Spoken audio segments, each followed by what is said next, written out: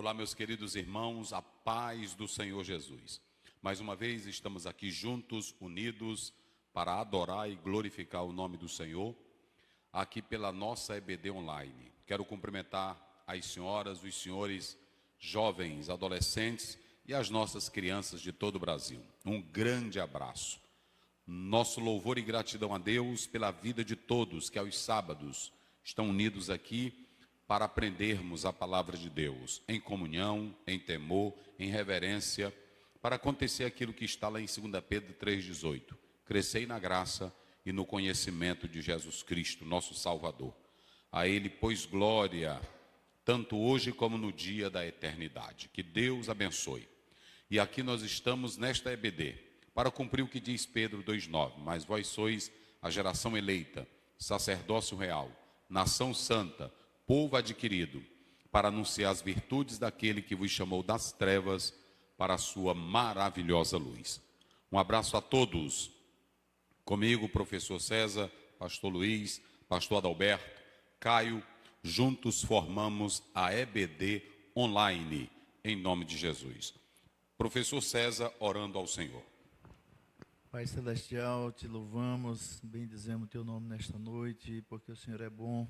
E as tuas misericórdias e razão não sermos destruídos. Pai, continue conosco, guardando o sangue de Jesus, usando nossas vidas para a glória do teu nome. Continue abençoando o teu povo que está conosco nesta noite, adorando, aprendendo, te louvando e esperando de ti, meu Pai, de ti. Continue abençoando teu filho, teu servo, professor, pastor Azel, dando tua graça, teu cuidado, tua proteção, orientação, Senhor, unção e capacitação a cada dia, como o Senhor tem feito na vida do teu filho. E juntamente com sua família, igreja, projetos, meu Deus, guarde teu filho no teu sangue e faz prosperar em tudo para a glória e o louvor do teu nome. Nós te louvamos. Amém. Queridos, nós estamos na lição de número 8. Vamos lá, pastor Luiz? Lição de número 8. Uma lição de humildade. Primeiro ponto, uma história real sobre humildade. Segundo ponto, humildade implica autoconhecimento. Terceiro ponto, humildade versus ostentação. Muito bem, aqui ao lado nós temos, como já é de praxe, os apontamentos do livro, nos 3 pontos da lição, e aqui nós temos o nosso texto bíblico. Vamos lá, leitura da verdade prática e textual. Verdade prática. A submissão e o serviço são características de maturidade e grandeza no percurso do crescimento espiritual do cristão. Texto áureo. Porque eu vos dei o exemplo, para que como eu vos fiz, façais vós também. João 13:15. A verdade prática, como é aí? Verdade prática. A submissão e o serviço são características de maturidade e grandeza no percurso do crescimento espiritual do cristão. Muito bem. Submissão e grandeza. Não, submissão e serviço. Não é isso? Submissão e serviço. Ou seja, quando alguém serve o exército, ele está fazendo um serviço que é de grandeza, porque é para a nação, não é isso? Tanto o exército, como a marinha, como a aeronáutica. É um trabalho de grandeza, porque representa a nossa nação. Mas também é um trabalho de submissão. E submissão absoluta. E essa submissão ali, a pessoa faz, não só porque o comandante está dizendo, mas ele é convidado a servir a pátria. E 3 coisas acontecem quando um soldado está servindo a pátria. A primeira é submissão. Ele tem que estar pronto para obedecer o seu comandante em todos os aspectos.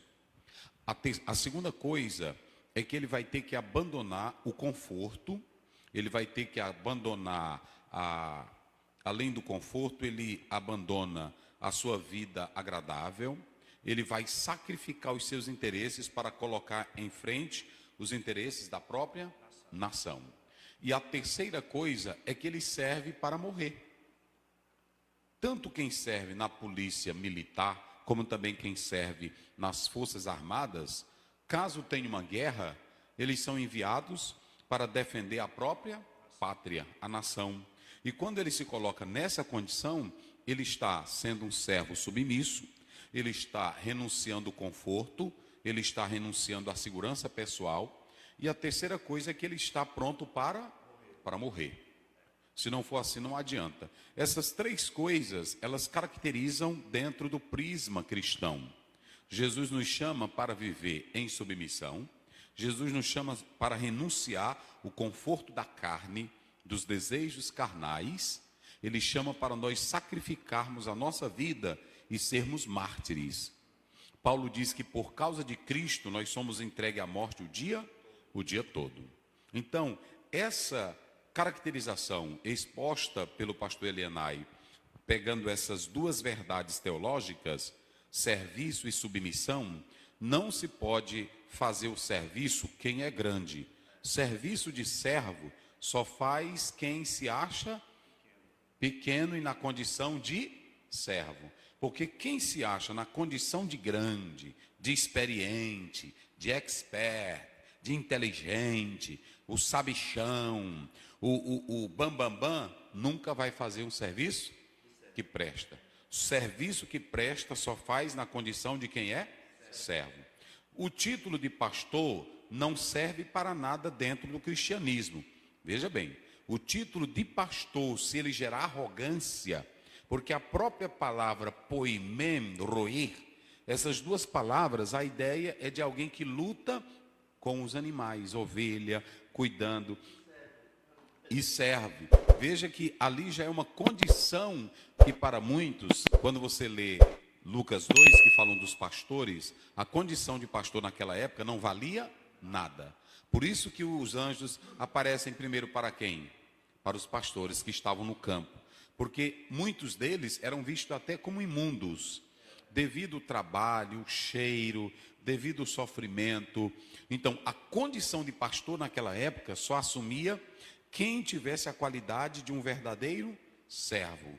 Ter o cheiro de ovelha, estar no campo, sofrer, passar a noite guardando as ovelhas, era uma condição de humildade, mas também de submissão e serviço.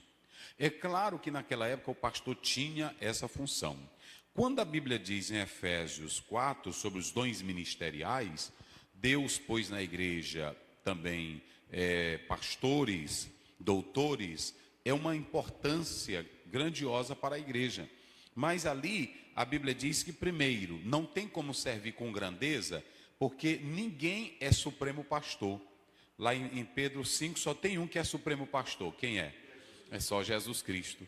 E como ele é o supremo pastor, se eu sou colocado na igreja, eu não tenho do que me orgulhar no sentido de arrogância. Porque eu sei que eu sou colocado. Eu não sou dono da igreja. Eu não sou o pastor da igreja. Eu não sou o chefe da igreja. Eu sou um servo da igreja. Porque Jesus me coloca na igreja para servir. Então, quando você lê Efésios 4, 11, 12, ele diz: a uns pôs Deus na igreja. Quem é que põe na igreja? Então, se é Deus, eu não tenho do que andar me orgulhando. Eu posso me sentir orgulhoso no sentido positivo de saber que eu faço parte de um grande projeto, de uma grande missão. Eu posso me sentir orgulhoso, isso no sentido não de vaidade, mas de honra, isso. Aí tá, isso. Só em eu estar ali já é a grandeza. Pronto, essa daí. Deus poderia... pronto. É por isso que Paulo diz assim: eu sou fiel a Deus, porque mesmo eu não prestando, Ele me teve por fiel e me colocou no ministério. E lá em Hebreus 5,4, a Bíblia diz que ninguém toma essa honra para si, se o Senhor não o chamar. Deus poderia ter colocado outro aqui? Sim, como diz o pastor Adalberto. Mas quem foi que me chamou? Então, só o fato de eu estar aqui, eu já não preciso buscar mais nenhuma honra.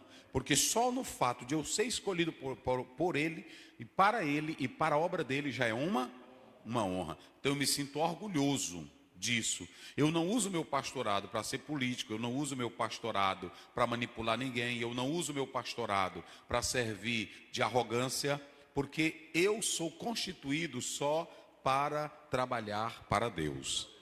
E quando eu tenho essa atitude, eu vou servir com humildade.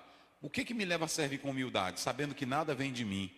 O que me leva a servir com humildade? Sabendo que eu só estou aqui pela graça de Deus. Eu não estou aqui porque tem inteligência. Olha, o que tem de gente aí com diploma de doutorado e passando até necessidade, é assim ou não é? E não é porque é fraco, não. São as condições. Quando você vai para o exterior, que tem de pessoas que eram importantes aqui, eram grandiosos, mas estão lá batalhando pela vida, trabalhando pesado. Então, eu estar aqui já é um privilégio. Eu não merecia isso. Eu não merecia. Então, é isso que nós queremos dizer. Vamos à leitura. João 13, versículos de 1 a 10. O da lição é 1 a 10. Ora, antes da festa da Páscoa, sabendo Jesus que já era chegada a sua hora de passar deste mundo para o Pai, como havia amado os seus que estavam no mundo, amou-os até o fim.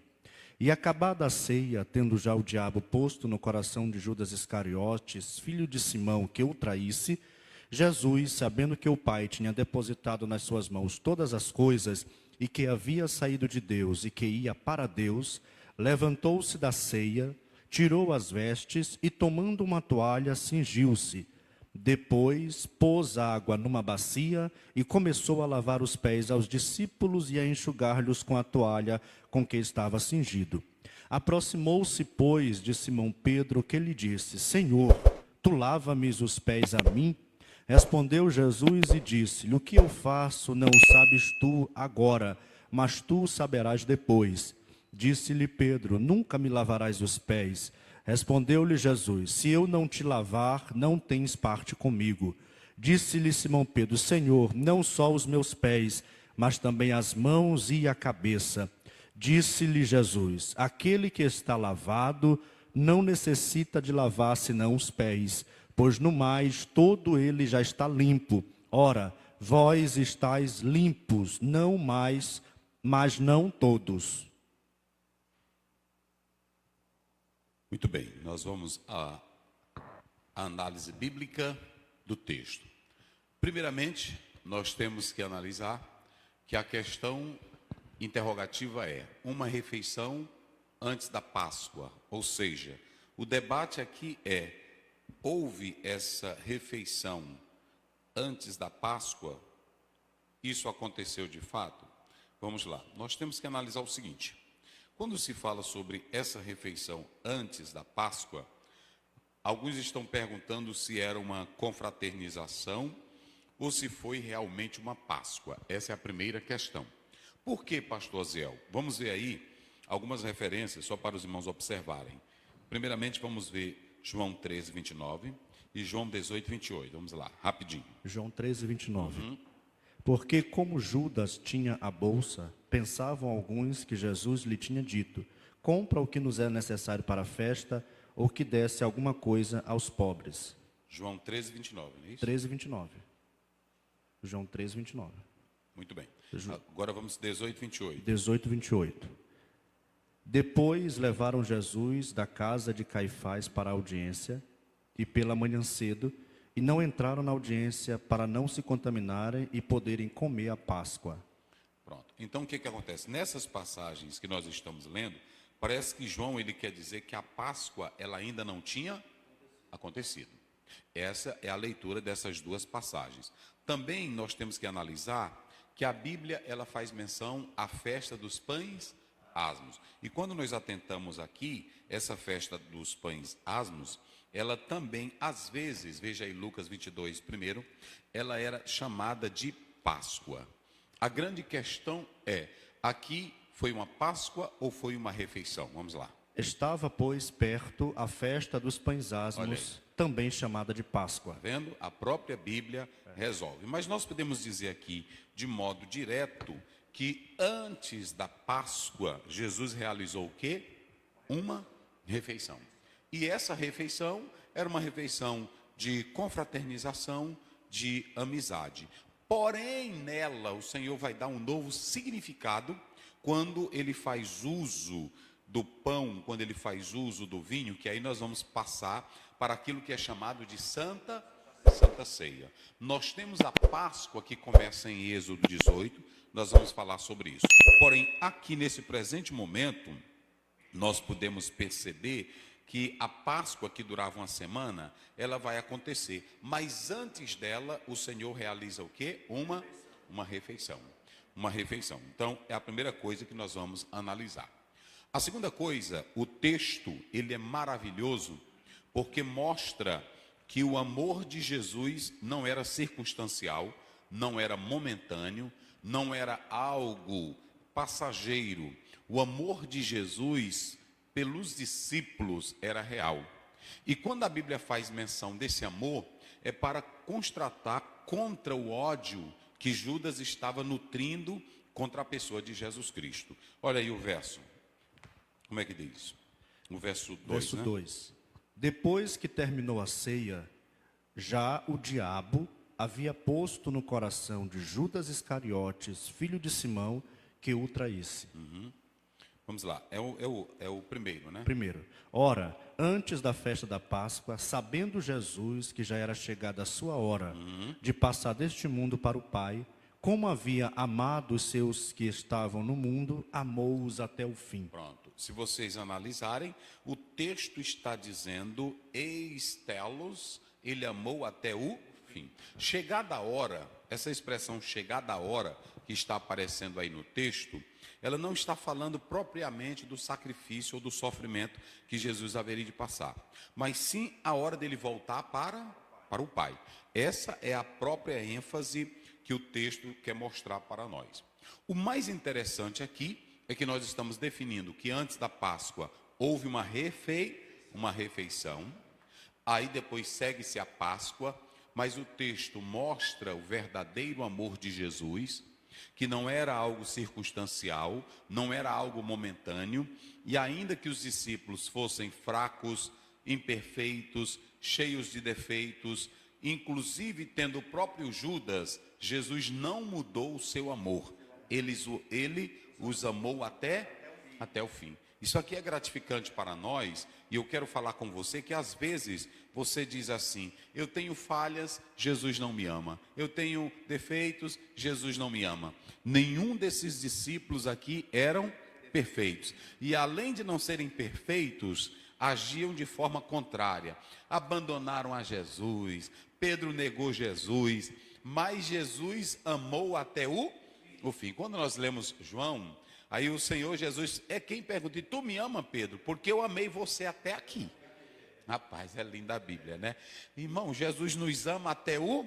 Olha o que Jesus está falando contigo aqui, nesse momento. Ele te ama até o fim. Ainda que você despreze, ainda que você negue, ainda que você seja fraco, mas Ele continua te amando. Ele te ama até o fim. E isso aqui, esse amor é tão lindo que vai em busca de Pedro. É tão lindo que vai restaurar. Só que Jesus ama você, Ele vai te amando, amando, amando, mas Ele quer mudança de vida. Porque Jesus não vai amar você continuando no pecado, no erro, na desgraça, na miséria. Por isso que Ele disse, agora Pedro, tu pode apacentar as minhas ovelhas. Porque Ele disse, Senhor, tu sabes que eu te amo. Ou seja, a nossa vida, irmãos, ela tem que ser em progresso. Ela tem que ser em progresso. Eu não posso ficar só aqui naquelas coisinhas de falha, de atraso, de querelas, pequenas confusões. Não.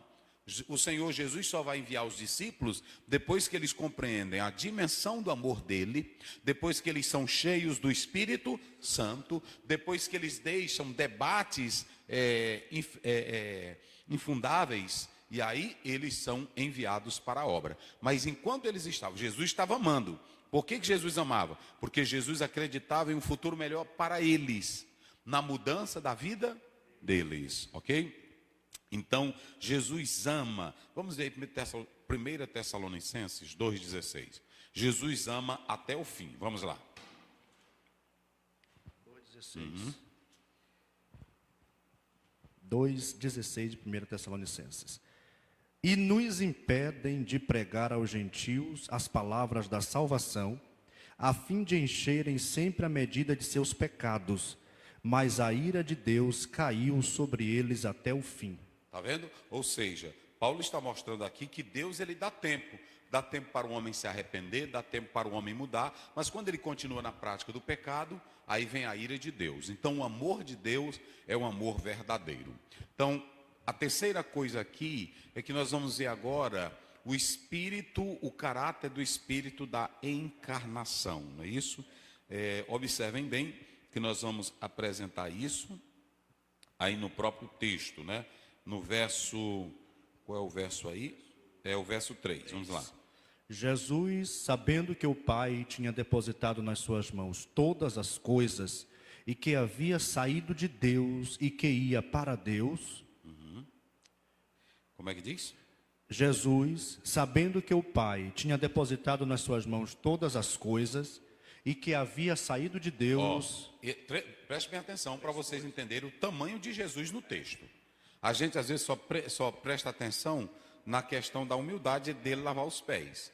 Mas olha o que o texto está dizendo. Olha a grandeza dele. Primeiro, Deus tinha depositado nas suas mãos todas as coisas. pronto. Primeiro, ele era o dono de tudo. Quem era que tinha colocado tudo nas mãos dele? O próprio Deus. O próprio Deus. Depois, Ele havia saído de Deus. pronto. Ele tinha uma origem divina, a própria natureza de Deus. Ele saiu de Deus. Ou seja, ele era Deus. Vamos lá. E terceiro, Ele ia voltar para Deus. pronto. Ele estava, o texto está mostrando que ele era grande. Qual é a natureza desse texto?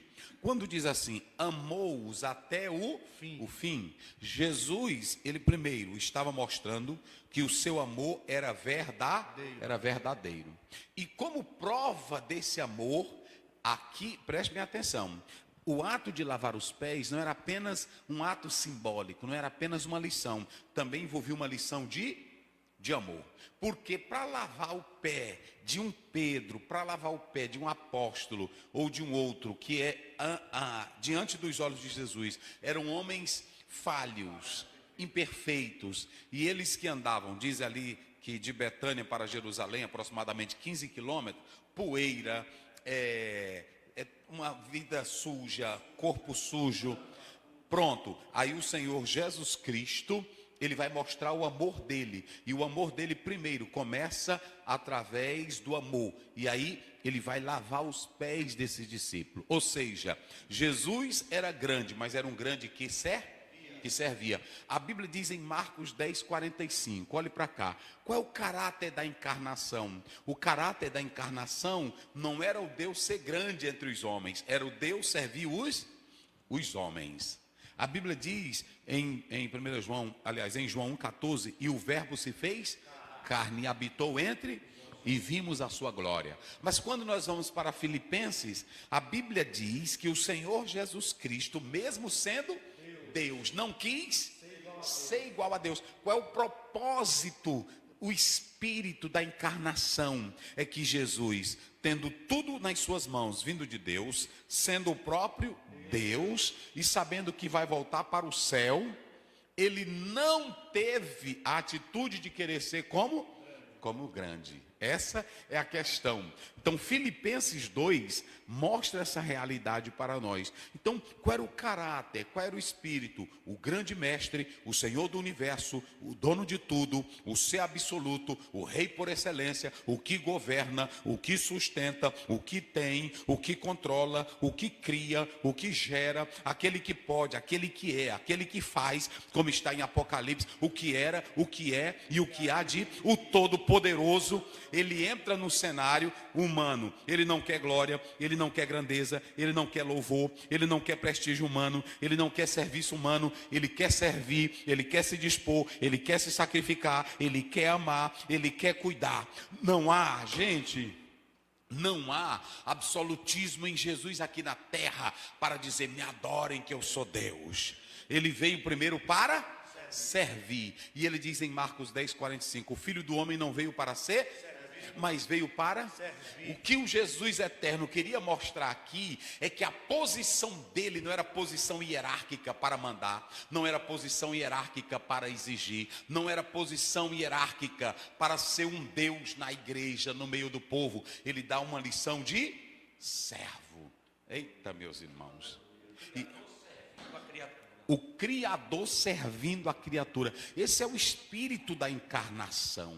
Que coisa linda, gente. Isso aqui, olha, pastor presidente, pastor de convenção, pastor de igreja, teólogo. Tem teólogo aí que só porque ele tem um pequeno conhecimento, ele se acha maior do que a congregação. Nem todo auditório pode ouvir ele, porque as palavras são difíceis. Olha, Jesus, que era o mestre por esse, todo pecador, toda prostituta, toda pessoa queria ouvi-lo, porque o ensino dele não era para impactar ou causar lógica humana. O ensino dele era para mexer com a alma, era para restaurar pessoas. Meu Deus do céu. Eita, coisa linda, o caráter da encarnação. Gente, vamos aprender isso aqui. Jesus é o pastor, mas ele não é o pastor que exige da ovelha que reconheça ele como grandão, como bichão da Galileia, né? O pessoal está cantando aí, grandão, grandão, não é assim? Agora preste bem, o grandão na terra ele era pequeno. O grandão na terra, ele era servo. O grandão na terra nunca exigiu que alguém se ajoelhasse. Meu Deus do céu. Eita, Pai. Isso aqui é difícil. Agora preste bem atenção. Nesse versículo que o pastor leu, eu pergunto, Jesus sabia da sua autoridade? Jesus sabia da sua divindade? Ele tinha conhecimento da sua grandeza? Olha o tema da lição. Olha aqui, ó, uma história real sobre humildade. Olha o ponto 2. Porque é o seguinte, ele tinha conhecimento da sua grandeza, ele tinha conhecimento da sua autoridade, ele tinha conhecimento de que era Deus, ele tinha conhecimento de que tinha poder, mas com todo esse conhecimento ele fez o quê? Ele foi servir. Por isso que o autor está dizendo que humildade implica em autoconhecimento. Jesus, ele sabia que tinha tudo isso. Agora tinha uma coisa, ele também sabia que não podia fugir do serviço de servo. Eu para isso vim ao mundo. Eu vim ao mundo para servir. Ele sabia que era Deus, ele sabia que tinha um poder, ele sabia que tudo estava em suas mãos, mas naquela hora, naquele momento, enquanto estivesse aqui na terra, a missão dele era o quê? Era servir. Era tão claro que ele sabia, professor César, pastores, que era para servir, que o diabo tentou mudar esse cenário. Ele disse, olha, é o seguinte, mostra quem você é, transforma pedra. Satanás, eu não vim para fazer isso.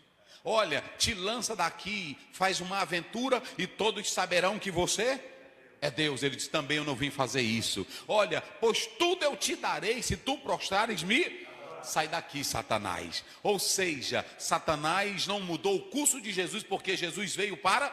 Ele não veio para ser super-homem, ele não veio para mostrar que era poderoso, ele não veio para receber aplausos, ele sabia que veio para a cruz, ele veio para servir, ele veio para morrer. Esse é o espírito da encarnação. Então Jesus Cristo, meus irmãos, ele tinha todo o conhecimento.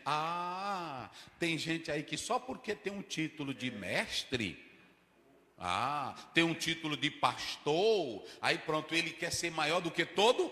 Isso não é honra não, irmão. Tem gente que está confundindo honra com posição. Estão entendendo? Prestem bem atenção, deixa eu dizer uma coisa para vocês. Com esse quadro aqui, Jesus inverte todas as coisas, está bem ali, vamos falar isso. Enquanto que no mundo, Jesus disse lá em Marcos 10, lá fora os homens dominam sobre os filhos dos homens. Agora aqui, eu vou inverter o negócio. Aqui no cristianismo, quem é meu, aqui o negócio é diferente. Lá, eles querem ser grande. E aqui, quem quiser ser grande... A grandeza aqui não é ser grande, a grandeza aqui é ser servo. Rapaz, Jesus muda. Olha, no cristianismo, ninguém no meio do cristianismo é superior, é grandão, é importante, é relevante, é maior do que o outro. No cristianismo, Jesus inverte. Ele diz, aqui todo mundo é igual. Aqui todo mundo é servo. No cristianismo não existe chefia maior, nem chefia menor. No cristianismo todo mundo é servo. Tem uma coisa que eu quero dizer aqui aos irmãos, prestem bem atenção. E todos os teólogos sabem disso. Essa questão da hierarquia de organização, ela foi criada, Deus colocou o homem para governar. Agora, quando Jesus Cristo cria a igreja, nós sabemos que quem é o líder maior aqui, quem é? Paulo diz que ele é o quê? 1 Coríntios 12. Ele é o cabeça da igreja, não é isso? O cabeça da igreja. Quem é que manda aqui? É ele. E nós no corpo somos o quê? Os membros. Somos os membros. Então prestem bem atenção. Não existe ninguém no corpo maior do que o cabeça. Quem é o chefe? Quem é o comando? Quem é a direção? Quem é que governa? Quem é que lidera? Então nesse corpo, se ele é cabeça, quem somos nós do corpo? Somos apenas membros uns dos. Jesus está dizendo, sabe o que Jesus estava dizendo? Quando ele pega a bacia e vai lavar, ele diz: eu sou mestre e eu sou Senhor. Mas a minha lição, a minha filosofia aqui é outra. Aqui nenhum de vocês, aqui nenhum de vocês são grandes. E essa ideia de membro é importante, porque o membro um depende do outro, né? Para o corpo funcionar com perfeição. E é a cabeça que dirige tudo.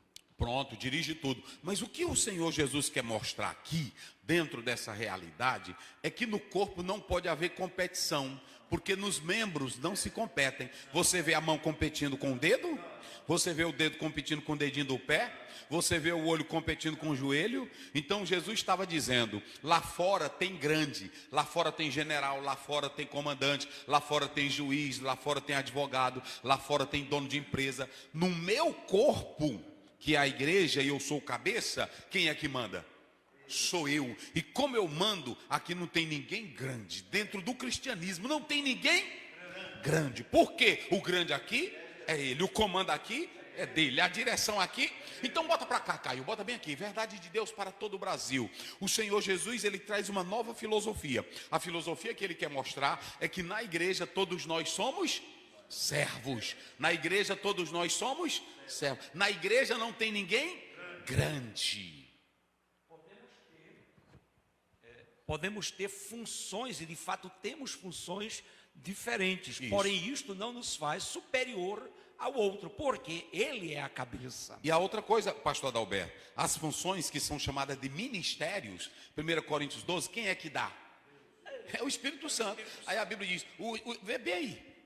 É 1 Coríntios 12, corre lá. Isso aqui é interessante, porque as funções que o Senhor não deu cargo, ele deu funções. E é isso. Porque na igreja tudo é criado por ele. Vamos lá, 12:3. 12:3. Portanto, vos quero fazer compreender que ninguém que fala pelo Espírito de Deus diz Jesus é anátema. Isso, pode ir. E ninguém pode dizer que Jesus é o Senhor senão pelo Espírito de Deus. Ora, há diversidade de dons. Há diversidade de dons. Pronto. Mas o Espírito é o mesmo. Mas o Espírito é o mesmo. Ou seja, nem todo mundo tem o mesmo. Esse aqui tem um dom, eu tenho um dom, esse ali tem um dom, aquele outro tem um dom. Não é assim? Pronto. Então, a diferença, a diversidade de dons. Vai. A diversidade de ministérios. Isso. Agora, a diversidade de serviços. Não é isso? Está lá em 1 Coríntios, aliás, lá em Romanos 12. Um tem a edificação, o outro tem o dom de servir, o outro tem o dom de ofertar, o outro tem o dom de manter a hospitalidade. Vai. Mas o Senhor é o mesmo. Ah, lá vem. Primeiro, o Espírito, a diversidade de dons. Aí, lê de novo. A diversidade de dons. Há diversidade de dons, mas o Espírito é o mesmo. Primeiro, o Espírito é o mesmo. Quem é que está distribuindo os dons? O Espírito. Espírito Santo. Vamos lá. Há diversidade de ministérios. A diversidade de ministério. Ele dá diversos ministérios. Diaconia, serviços. Eu posso ter um serviço, esse aqui tem outro, mas quem é que dá o serviço? O Senhor. O Senhor, que é Deus, não é isso? E depois? Há diversidade de operações. As operações, o resultado, não é isso? Mas é o que diz? Mas é o mesmo Deus que opera tudo em todos. Se você não crê na Trindade, aqui está o padrão bíblico da Trindade. Tá vendo? Espírito, Jesus e Deus. Tá vendo? Então, veja que eu posso ter funções diferentes, ministérios diferentes. A operação ela é de fé, mas tudo vem de quem? Então tu vai descer para quê? Por que tu bate o pé aqui dizendo que tu é grande, que tu é o tal, que tu é quem manda, que tu é quem tem vez aqui dentro? Quem é grande aqui é o... Então veja bem, dentro da igreja não tem nenhum pastor, nenhum líder, nenhum irmão de hierarquia maior, de cargo maior, de poder maior. Porque o mesmo, agora preste bem atenção, o Senhor coloca liderança. Está lá em Efésios 4. E o crente que é servo de Deus, que está no corpo, ele sabe que Deus separou aquele. Mas o líder não se orgulha para achar que é maior do que o irmão, porque Deus também chamou o irmão. E o irmão olha para o líder e agradece a Deus, porque Deus o selecionou do meio deles para servir a igreja. Falei. E um não funciona o outro. Por quê? Não pode haver pastor se não tem ovelhas, e a ovelha estará perdida sem o pastor. Então, Sem o pastor. E o que é mais interessante aqui é que aqui é a filosofia de Cristo. Como é a filosofia de Cristo? O pastor que está nessa posição maior, ele sabe que não é maior do que a ovelha, porque ele sabe quem foi que colocou ele lá. Deus. Pronto. Mas a ovelha também sabe que não está naquilo ali, porque Deus colocou o pastor naquela função que não é para ela. Mas ela sabe que tudo vem.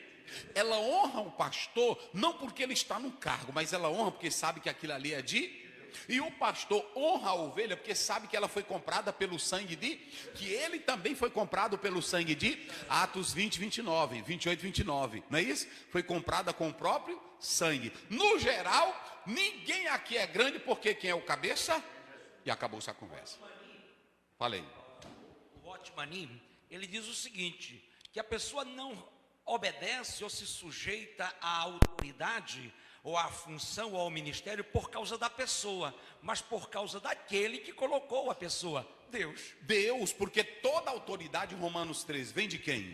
Meu Deus do céu. Então preste bem atenção. Tu está filmando bem direitinho, Caio? Bota para cá, bota para cá. O que acontece? Se o irmão está no ciclo de oração, ela é líder do ciclo de oração, ela sabe que ali é um ministério. O irmão está no grupo de louvor, é o quê? É o ministério. Você não está no grupo de louvor porque você é o melhor. Você está no grupo de louvor porque Deus te escolheu.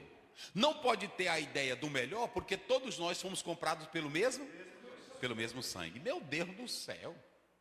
O pastor sabe que está na qualificação de pastor, não como hierarquia, porque ele tem doutorado. Não que nós desprezemos doutorado, porque ele seja formado em teologia. Ele está porque foi um chamado de Deus. E a ovelha respeita ele, não de modo hierárquico. Respeita ele, porque sabe que ele foi o Meu Deus do céu. Jürgen Roloff, em um livro que ele escreve, ele diz que quando a igreja chama os apóstolos de apóstolos, não era título oficial. Chama porque eles foram escolhidos Eles olhavam para os apóstolos e diziam, Jesus colocou ele lá. A tradição apostólica não era título, não é como eles estão colocando. Tu está filmando direito? Bota para cá. Não era esse negócio, eu sou apóstolo, aqui está o apóstolo fulano. O apóstolo é porque eles viam aqueles homens dedicados na evangelização e foram colocados por Jesus. Não é porque eles tivessem uma unção especial, porque todos nós fomos comprados pelo mesmo. E todos nós temos o mesmo espírito. Agora o Senhor, ele vai distribuindo no corpo outra coisa. Todos esses ministérios, os dons e a operação é para a edificação do quê? Não é para a grandeza do irmão, não é para a elevação do pastor, é para a edificação do... O dom que eu tenho do Espírito Santo é para edificar. Pronto, o ministério que ele me entregou não é para a minha promoção pessoal, é para a edificação. Então pronto, aqui Jesus tira tudo. Vamos lá, vamos observar agora aí. Nós ficamos aqui na parte... esse é o verso 3, não é isso? Jesus tinha conhecimento de tudo, mas era humilde. Vamos lá, 4, 5. 4 e 5. Levantou-se da ceia, tirou as vestes e tomando uma toalha, cingiu-se. Depois pôs uma água na bacia e começou a lavar os pés aos discípulos e a enxugar-lhes com a toalha que estava cingido. Há um grande questionamento, porque ele aqui está numa casa, não é isso? Jesus está numa casa. E parece que o dono da casa cedeu para Jesus, porque tinha todo o material para fazer o lavar dos pés. Não é? Tudo preparado. Mas Jesus quer dar uma lição primeiro, porque ele tem amor. Só serve bem quem tem amor. Prestem bem atenção. Tu está filmando, Caio? Preste bem atenção. Só serve bem quem tem amor. Quem não tem amor, serve para se amostrar, serve para ter aplauso, serve para ter like. Vai no hospital, visita uma pessoa, e aí aqui com a pessoa doente, ele não está servindo por amor, ele está servindo porque quem serve por amor não quer que os outros saibam, faz porque é para Deus. Então veja, Jesus ele vai servir por amor, a atitude dele ser servo é Porque às vezes tem até político, não tem? Quando é na época da eleição, todo político vira servo, né? Ele vira servo, ele todo dia, ele vai na feira, mas só no período da eleição, todo dia, abraça todo mundo. Aqui vocês sabem. Tu tá filmando bem direitinho? Aqui vocês sabem. Aqui nós não recebemos nada de prefeitura, nada de governo, mas respeitamos. E aqui o prefeito da cidade não tem como negar. Ele, quando amanhece o dia, ele está onde? Ele está no bairro, ele está no bairro, ele está atendendo os pobres, ele está atendendo todo mundo. Aqui ele não foge de... Tu está filmando, Caio? Tu está filmando porque... Preste bem atenção. Deixa eu dizer uma coisa para você. Prefeito, governador, deputado, presidente é servo de quem?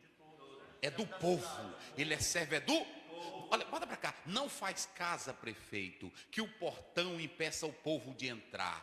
Não fique com o seu celular. Quando é para ganhar, tu atende todo mundo, liga para todo mundo. Aí agora só porque ganhou, o povo é o mesmo. A casa tem que ser a mesma. O telefone tem que ser e servir o povo. Não era assim? Jesus estava cansado e quando chegou lá, ele viu que estava cansado, ele disse, vamos descansar. Mas quando viu o povão, ele disse, não posso deixar de atender. É como ovelhas que não têm pastor. Então parabenizo o prefeito aqui de São Luís. Parabenizo porque ele atende o povo e vai para a rua atender o povo, atende todo mundo. Isso é uma coisa importante. E tem vários prefeitos e governadores que fazem isso.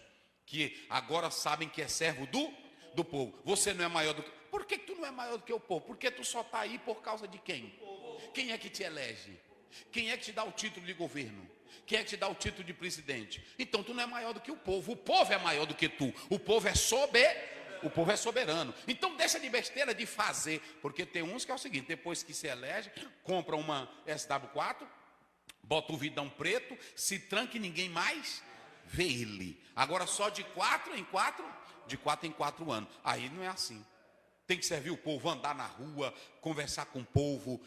Eu estava na inauguração aqui do nosso centro de recuperação, aí tinha um subprefeito. E eu nem sabia disso. Quando cheguei lá, aqui, subprefeito. O que é que ele faz? Falei, eu não sei o que é que faz bem.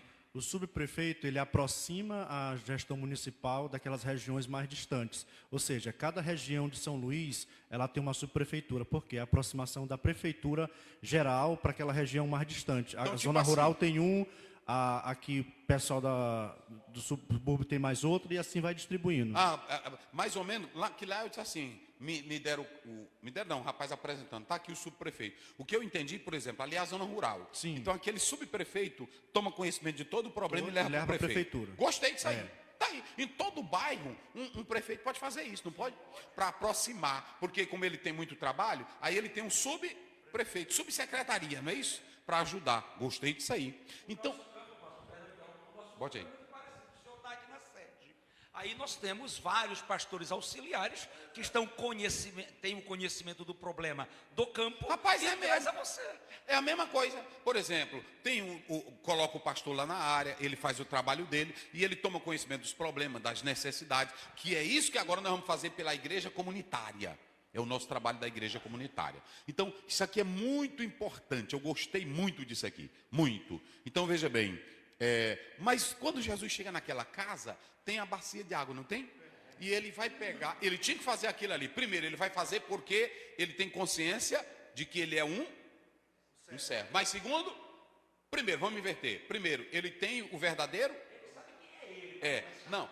Primeiro, vamos lá. Primeiro, vamos começar, porque antes do 3, que é a consciência do que ele tem, no verso 1, na parte final, ele tem o verdadeiro amor. Porque às vezes você tem poder, você tem título, você tem tudo, mas não tem? Ele tinha tudo, mas a primeira coisa que ele tinha... E Paulo diz em 1 Coríntios 13, se eu não tiver amor... é isso que vamos chegar daqui a pouco. Tem um bocado de igreja que inventou. Você não tem um versículo na Bíblia, depois desse aqui, a igreja praticando lavar pés. Não tem. Porque a ênfase não é o lavar o pé aqui. A ênfase é o espírito da coisa, é o amor.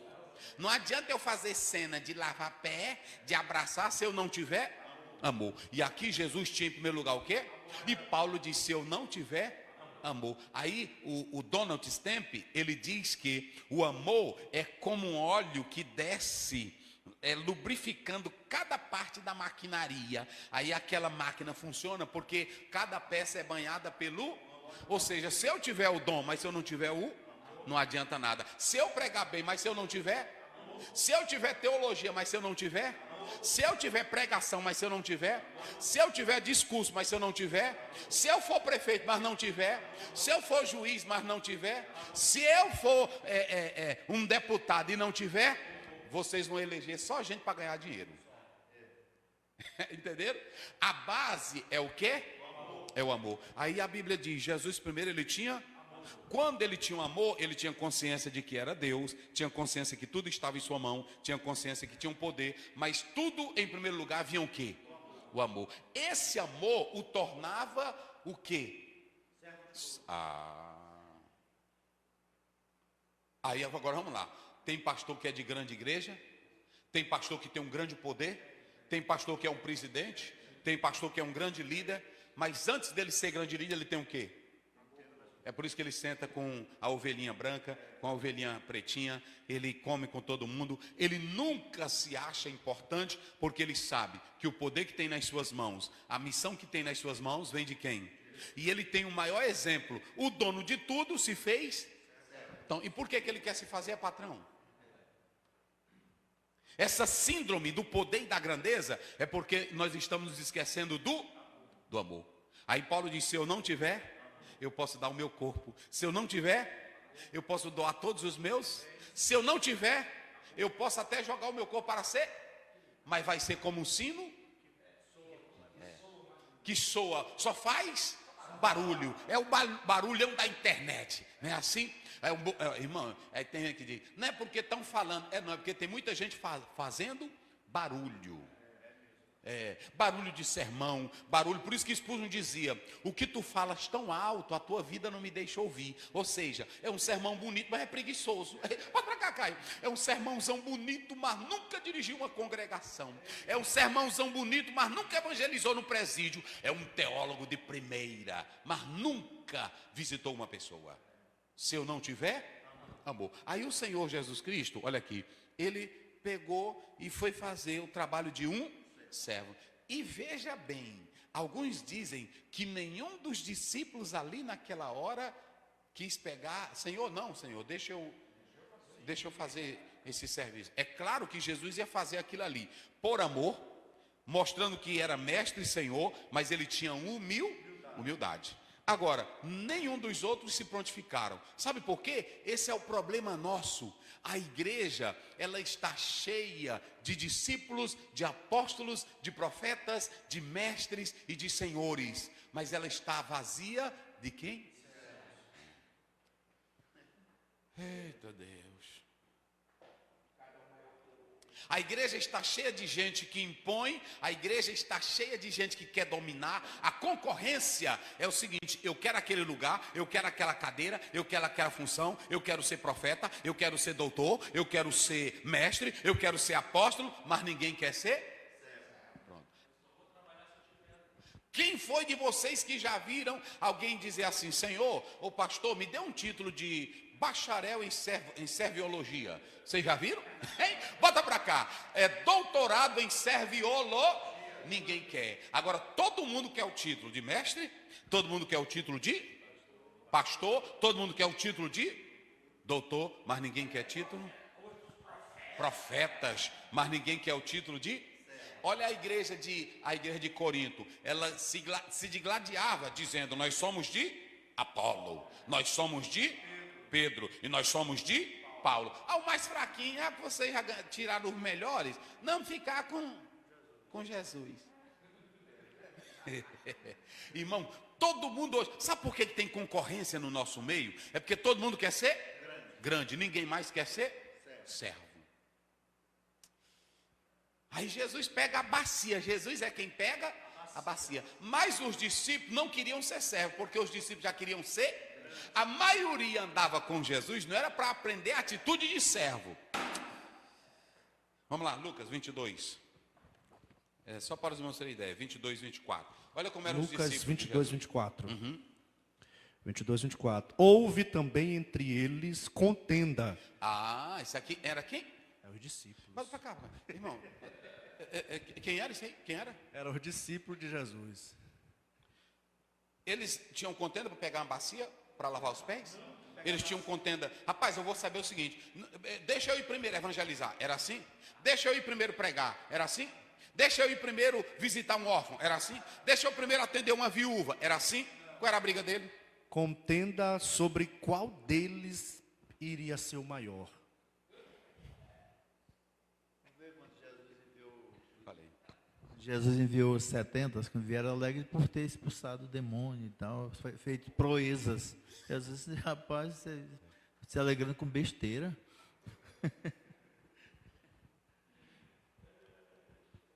Olha para cá, bota para cá, Caio. Tu tá filmando bem direitinho? Lê de novo isso aí. Isso aqui é muito sério. Houve também entre eles contenda sobre... E houve entre eles... Contenda. Isso aqui não era descrente. Aí tem irmão que diz, a Bíblia diz assim, hoje pastor prega um contra o outro. Se está errado, tem que pregar. E outra coisa, aqui não é para esconder nada, porque nós temos que falar tudo às claras. Não é contra o outro, sim. Nós não estamos sendo contra ninguém, estamos sendo contra a atitude que a Bíblia é contrária.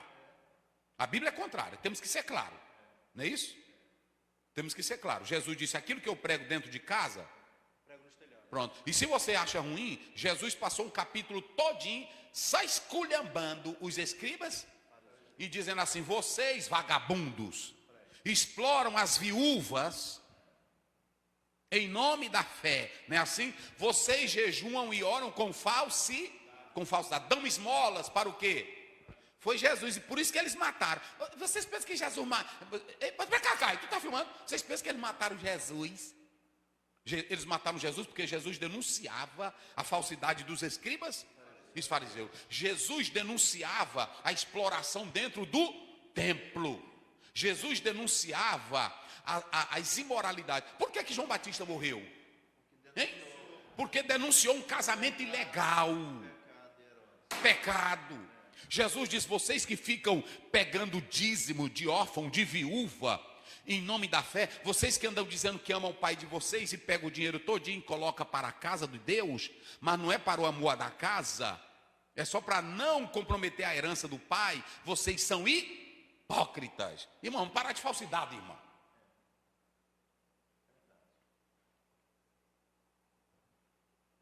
Olha a briga deles aqui. A briga era para pegar a bandeja e servir? Era nada. A briga, tu tá filmando aqui, Caio. Hoje a briga não é para pegar a bandeja e servir. A briga é para ser dono da bandeja. Dono da bandeja. Eu não quero a bandeja para servir. Eu não quero a toalha para servir. Eu quero que botem toalha para eu passar. A competência, a concorrência dentro da igreja, por cargo, posição, não é para servir, é para ter título e honra. E Jesus não dá para crente, olha para cá, Jesus não dá para crente trono, o trono é dele. Jesus não dá para crente glória, a glória é dele. Jesus não dá para o crente conhecimento como ele tem. Jesus dá para o crente toalha. Jesus dá para o crente bandeja para encher de água e lavar os pés. Ele dá o quê? Ele dá o quê? Serviço para nós. Ele dá serviço. Se tu entrar aqui na igreja pensando que Jesus vai te dar cadeira, a cadeira é... Bota para cá, Caio. Se tu pensar que Jesus vai te dar cadeira, de quem é a cadeira aqui? De quem é o trono aqui? De quem é a glória aqui? É dele, o poder é dele, a cadeira é dele, o conhecimento é dele, a grandeza é dele, a glória é dele. E ele diz que não dá a glória dele para... Aqui dentro tu só tem toalha e bandeja.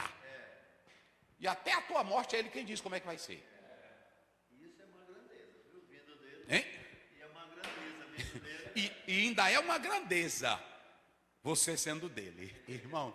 Oh, coisa boa, irmão. Então veja bem, aqui, pronto, irmãos. Mas os discípulos eram o quê? Eles andavam com Jesus, era competindo. Olha, o homem já falou aí que um horinha desse ele sai. Quem é que nós vamos assumir? Outra coisa, eles querem já mandar em Jesus. A mulher veio pedindo socorro, te cala. Ele não vai te atender. Jesus disse, pede logo essa mulher. Tu tá perturbando, tá gritando atrás de nós. Não era de nós, era dele. É verdade. Ei, Bartimeu, te aquieta. Jesus traz Bartimeu aqui, não é assim?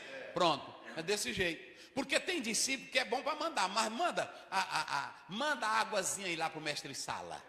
Não é assim? Porque nós só sabemos encher as talhas. Está lá em João 2. Nós só sabemos encher quem transforma água em vinho. Nós só sabemos tirar a pedra. Quem é que tira o Lázaro? Então te aquieta, rapaz. Nós temos que depender é dele. Eita, glória a Deus. Rapaz, que coisa boa nessa lição. Essa lição é boa, porque Jesus, ele pegou a bandeja e pegou a toalha. Jesus só dá para nós bandeja e toalha. O trono é dele, a glória é dele, a capacidade é. E não fica brigando que tu não tem nada. Os discípulos brigavam pelo lugar, mas aí um pai chegou com um menino cheio de diabo. Aí pronto, não foi assim? Jesus chegou com o menino cheio do diabo e disse assim: eu levei aos teus, mas eles nada puderam. Sabe por que muitos não estão podendo fazer nada? Porque não querem nem a toalha nem a bandeja, só querem o título. E observem bem, lê de novo, vai. Houve também entre eles contenda é briga, vai. Sobre o qual deles parecia ser o maior. Olha, é o seguinte, eu acho que quem tem vez aqui é o João, não é assim? Não. Aí o outro diz, não, é o Pedro. Pedro não. Agora assim, se eu ganhar, Pedro, depois que o homem sair de cena, aí tu é o primeiro vice-presidente, é o segundo vice-presidente, não é assim? Porque aí é o seguinte, tu anda mais comigo, aí houve uma, irmão, o bichão andando, irmão tá assim hoje, não tá? Pronto, na hora que sair aí, meu irmão, quem vai é o filho do fulano, quem vai, nunca carregou uma toalha, nunca carregou uma bandeja, meu Deus do céu, não sabe nem segurar a bandeja, nem a toalha. Vocês pensam que é fácil? Pronto, um dia eu fui na casa de uma irmã, quando cheguei lá, ela disse, pastor, é o meu aniversário, e tudo, não cheguei lá, eu olhei na mesa, era um porco que ela tinha feito, no interiorzinho, irmão, porco, ela nem pelou direito, o pelo velho do porco preto, estava todinho, aí ela, pastor, eu fiz especialmente para o senhor, aí pronto, eu tive que torar tudo. Tu pensa que é brincadeira? Tu já comeu fígado com um vermezinho andando em cima? Pois eu já. Fui na casa de uma irmã bem pobrezinha, aí me botaram o senhor aqui, eu não tenho nada não, pastor. Eu não era nem pastor ainda, eu não tenho nada não, tenho só esse fígadozinho, que foi de ontem, mas já esquentei para o irmão. Aí quando eu fui olhar tinha um bichinho, eu só tirei de cima o bichinho, porque Jesus disse que o que botaram na tua mesa, tora. E eu parti aqui do lado e comi todinho. Hein, tu quer isso? Aí tu tá pensando que aqui é só para andar de Hilux? Tem dia que tem Hilux, mas tem dia que é no pé, tem dia que é na chuva, tem dia, é assim ou não é? Porque você é no sol, é na poeira, aqui você é servo. Vamos lá, para me terminar aqui. Aí entra os discípulos disseram, quem vai ser o maior? Aí Jesus disse assim, não, vocês estão, a minha filosofia não é essa, aqui eu não tenho cadeira para vocês. Que a própria mãe chegou e disse, Senhor, eu quero que lá, na eternidade, um sente à tua direita. Até a mãe foi envenenada. É porque ele chegava em casa, mamãe, eu estou crescendo. Hoje eu fiquei em primeiro lugar. Jesus me botou assim do ladinho dele. É assim ou não era? Aí pronto, Jesus diz, mãe, tu não sabe o que tu está pedindo. É um negócio sério. Então muito cuidado, muito cuidado. Aí veja bem, aí os discípulos eram o quê? E quem é carnal e quem é orgulhoso, lava pé? Quem é carnal e quem é orgulhoso, carrega bandeja? Quem é carnal e quem é orgulhoso, carrega toalha? Então pronto.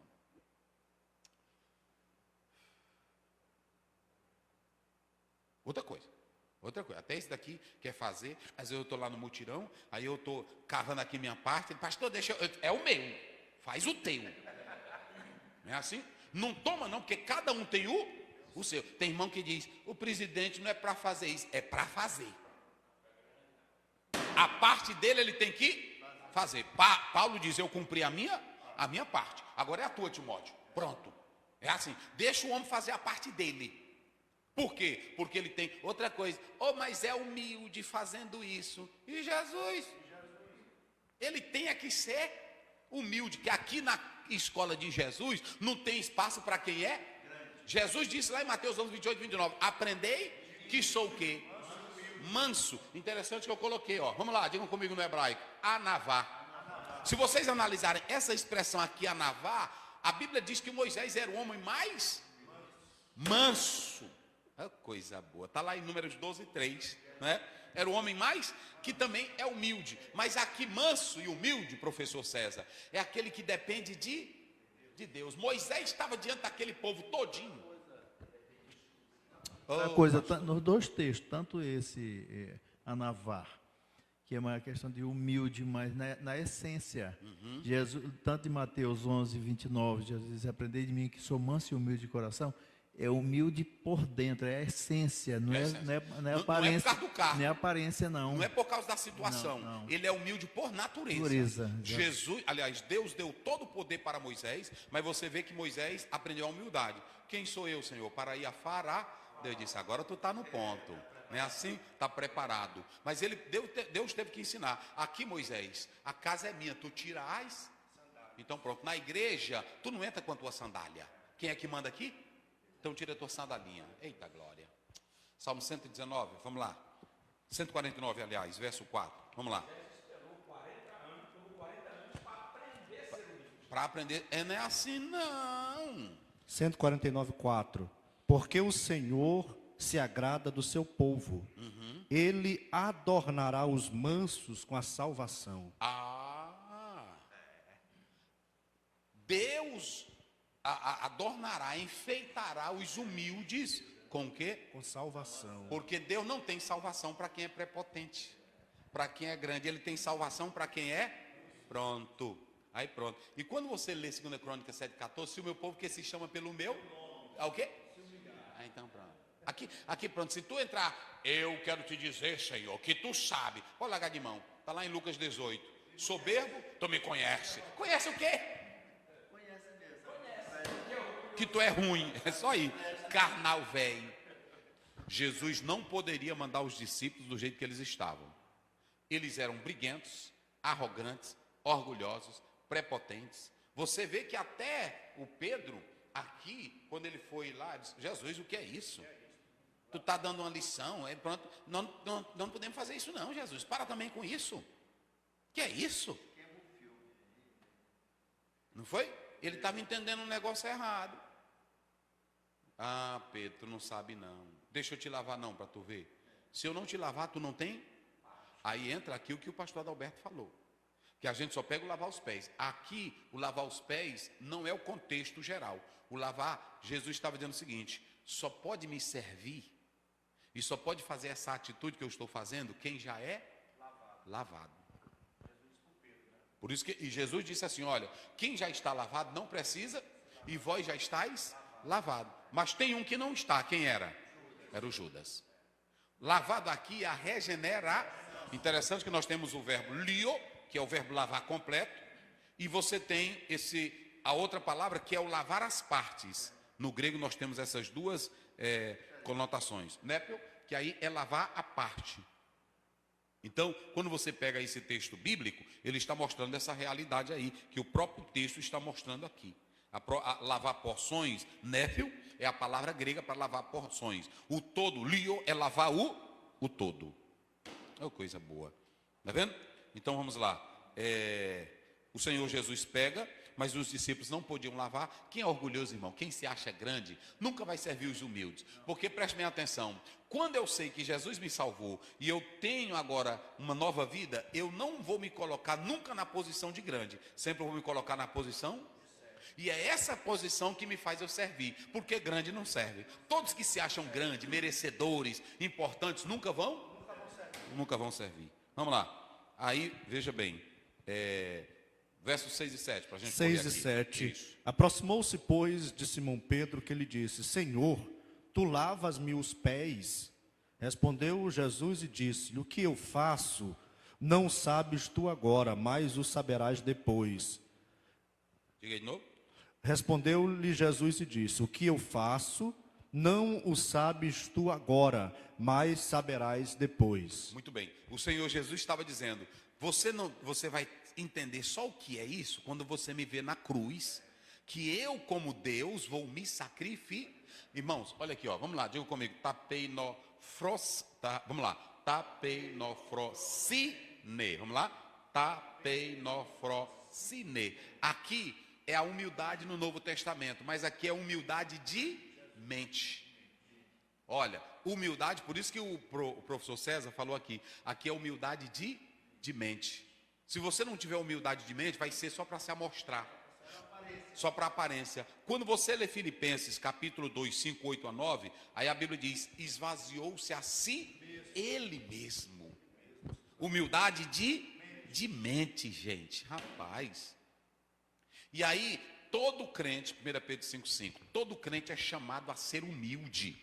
Todo crente, não existe essa. Pastor, presidente, músico, tocador, juiz, se é crente, é chamado para humildade. Vamos lá, como é que diz? Semelhantemente, vós, jovens, sede sujeitos aos anciãos, e sede todos sujeitos uns aos outros, e revestivos de humildade, porque Deus resiste aos soberbos, mas dá graça aos humildes. E só para a gente já começar a fechar, lá para o céu não vai quem é grande, porque Mateus 5,3 diz, bem-aventurados os, porque eles verão, só vai ver a Deus quem é.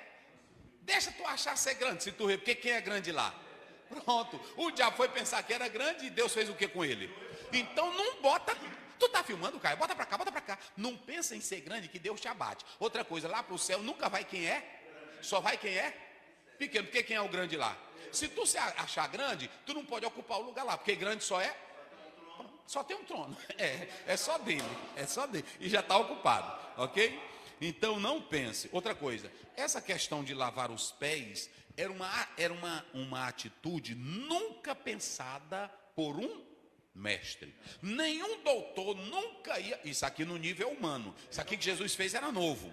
Nenhum doutor, nem mestre daquela época, nunca ia pensar em lavar. É por isso que eu estou falando que humildade começa na mente. E a Bíblia diz em 1 Coríntios 2,16, nós temos a mente de, e quem tem a mente de Cristo sabe servir. Eita, meu Deus. Eita, meu Deus. Só quem lavava os pés dos mestres naquela época, dos donos, quem eram? Eram os escravos. Pronto, tá aí. Você vai ler Gênesis 18:4, 1 Samuel 25:41. Ok? Agora, Jesus faz uma mudança drástica. Eles chamam 500 graus, não é assim? Ele diz, 360, né? 360, 500 graus por causa do hino da Cassiane, fica na mente. 360, né? Girou um grande, virou o quê? Pequeno. O Senhor virou servo. O Deus eterno, aleluia, se encarnou. Irmão, é um giro.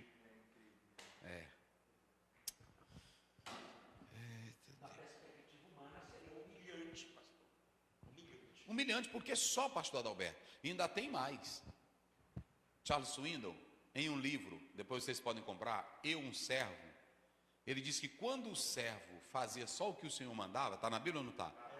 Mas ele diz que o verdadeiro servo, ele se sentia feliz, enquanto fazia para o servo, a felicidade dele era ver o Senhor dele satisfeito com o trabalho dele.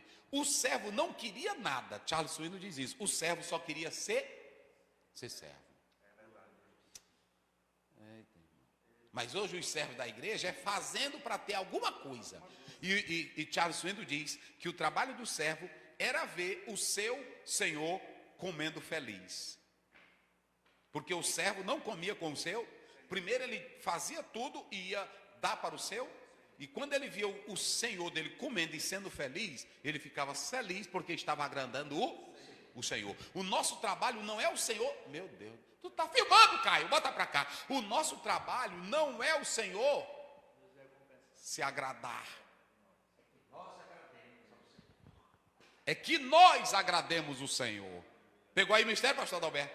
Mas hoje nós queremos que Deus se agrade, Ele tem que me atender, pronto. Nós temos que entender que Ele é Senhor, e nós somos o quê?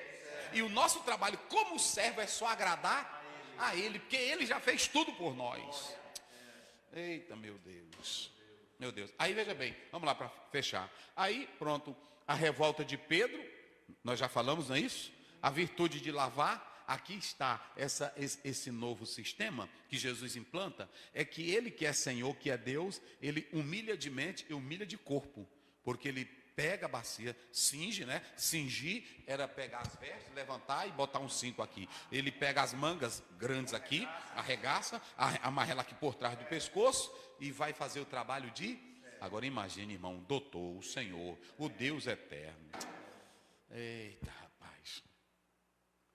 Muito bem. Agora os dois lados da moeda. Eu coloquei aqui. Pastor, e quais são os dois lados da moeda? Primeiro, os dois lados da moeda. Só pode lavar os pés quem já é lavado. É a primeira coisa, ok? E qual é o lado humano, pastor Zéu? Os discípulos tinham que servir uns aos... Esse é os dois lados da moeda. Primeiro, não adianta querer lavar pé sem estar lavado por dentro, que não vai prestar. Agora, quando você está lavado por dentro, você serve os outros sem interesse algum. Você faz porque você quer agradar o Senhor. Agora, se não está lavado, é só para se amostrar. Canta para se amostrar, prega para se amostrar, escreve para se amostrar, porque não está lavado. Quando você vê essas pessoas, o que eu vou escrever aqui ninguém nunca escreveu, não está lavado. Eu vou pregar um negócio novo que nunca ninguém pregou, não está lavado. Pronto. Ninguém trabalha como eu, não está lavado. O senhor tem que me entender, pastor, que aqui eu trabalho há muitos anos, não está lavado. O lavado não tem interesse em nada. O lavado não quer aplauso. O lavado não quer glória. O lavado não quer ser visto. O lavado não quer like. O lavado quer servir ao rei. E agradando ao rei, ele já está satisfeito. Porque o trabalho não é ser agradado. O trabalho é Eita, mano. Por isso que Paulo diz lá em 2 Timóteo 2, ele diz assim, ele nos alistou, não é assim? Nós fomos cativos por Cristo para estar preso nele e servir a ele. Pronto. Todas as cartas que Paulo escreve, ele nunca diz assim, eu, doutor Paulo, formado em tal. Ele diz, Paulo... Eita Deus. Pronto. Aí ele diz, vocês me chamam de quê? De mestre e de senhor. Mas eu, que sou isso mesmo, vocês estão chamando, eu vos dei o exemplo, para como eu fiz, façais vós também. Ok? Quando eu falo aqui do exemplo, observem bem que o essencial, olha, se o superior, que era senhor e mestre, que era professor, ele realizou uma tarefa de escravo, não é assim? Está aí? De escravo. Então, a humildade aqui é desinteresse próprio em servir. Pastor, o que é humilde? O humilde é quando ele não tem interesse, ele perde todo o interesse por ele e coloca o interesse do outro. E o exemplo aqui não se tem uma ordenança para se lavar os pés. Eu falei aqui, a Bíblia se cala sobre isso. Mas o exemplo aqui é a humildade para servir. Isso. Só um exemplo. Isso. Vamos lá, eu coloquei aqui só para fechar, qual a diferença entre a Santa Ceia e a Páscoa? A Páscoa veio do Egito, comemorava a libertação do Egito, envolvia cordeiro, ervas e pães amargos, e apontava para Jesus, e era feita anualmente. E a Santa Ceia, ela é instituída por Jesus, comemora a redenção pelo sangue, envolve o pão e o vinho, e é o cumprimento da Páscoa em Cristo Jesus. A Páscoa era a sombra do que haveria de vir. A Santa Ceia é o memória, essa é a diferença. Pronto. Que ceia Jesus realizou? Foi o nosso debate no início. João 13 mostra aqui a última ceia de Jesus com os discípulos, que aconteceu antes da Páscoa judaica. Trata-se da mesma instituição da Santa Ceia, descrita nos evangelhos sinóticos. Característica daquela ceia, era uma refeição pascal, celebrando a libertação do Egito. Jesus redefine o significado dos elementos do pão e do vinho, com seu corpo e o seu sangue, ok? Essa ceia, ela marca a transição para a nova aliança. Leia. Antes de João 13, a aproximação da festa da Páscoa, decidiu o que fazer com Jesus. Sua unção por Maria significa a preparação do seu corpo para a morte. A declaração de Jesus como rei, preparando para a morte. Jesus decide fazer uma santa ceia, João 13, um exemplo para os discípulos e para a igreja de hoje, de humildade. Primeiro ponto, uma história real sobre humildade. Os propósitos da ceia, exemplificar sua humildade, manifestar comunhão e companheirismo. Lavar os pés, um costume normal. O reino de Deus se conquista pela humildade. O que a humildade não pode ser? Não é grandeza de um espírito humano, não é uma simples demonstração exterior, mas transformação no interior e atitude de servir. Segundo ponto, humildade implica autoconhecimento. A filosofia do reino, servir sem interesses, valores invertidos, o Senhor vira um servo. A humildade não se diz, se prova pelo exemplo. Só o servo serve, o grande não. O maior deve ser o primeiro a servir. Humildade versus ostentação. Os humildes estão dispostos a trabalhar sem ostentação. Muitos querem o comando, mas não querem servir. O comportamento do crente é contrário ao mundo. Coisas que a humildade rejeita. Rejeita a presunção, conquista de posição, exaltação, sofisticação e superação. Coisas que a humildade aceita. Submissão, serviço, humilhação, pureza e simplicidade. Como a experiência humana vê a humildade? A humildade pisa o nosso ego. Amém. Oremos. Graças te damos, Senhor, por esta lição maravilhosa, pela tua graça, Senhor, com qual foi ministrada. Que possa, Senhor, vidas serem alcançadas, que vidas possam ser ministradas para a glória e louvor do teu nome. Senhor Jesus, assim que tu possa alcançar vidas e impactá-las para a glória e louvor do teu nome. Que a graça do Senhor Jesus, o amor de Deus nosso Pai, a comunhão e a consolação do Espírito Santo seja com todos. Amém. Deus abençoe.